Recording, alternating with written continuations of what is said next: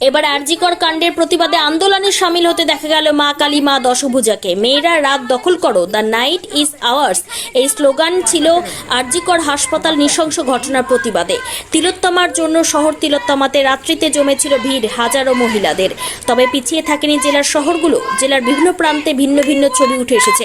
শান্তিনিকেতনের রতনপল্লীর মাঠে রবীন্দ্র অনুরাগী প্রাক্তনীরা বিশ্বভারতীর ছাত্রছাত্রী অংশগ্রহণ করেছিল, কিন্তু এখানে দেখা গেল হুইল চেয়ার নিয়ে প্রতিবন্ধী বৃদ্ধা সামিল হয়েছে। অন্যদিকে সাইথিয়ার আহমেদপুরে দেখা গেল মা কালী মা দশভুজাকে আন্দোলনে সামিল হতে।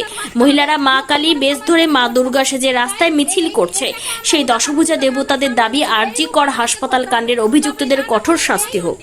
এই রণচণ্ডীর রূপ না ধরলে এই যে সমাজ এইটা আমাদের এই যে একটা বাজে সমাজ, এটার থেকে যদি আমাদেরকে মুক্তি পেতে হয়, এই সমাজে যে সমস্ত মানুষরূপী যারা নরপিশাচেরা আছে তাদের থেকে যদি আমাদেরকে মুক্তি পেতে হয়, প্রত্যেকটা মেয়েকে এই রকম চণ্ডী রূপ ধরতে হবে।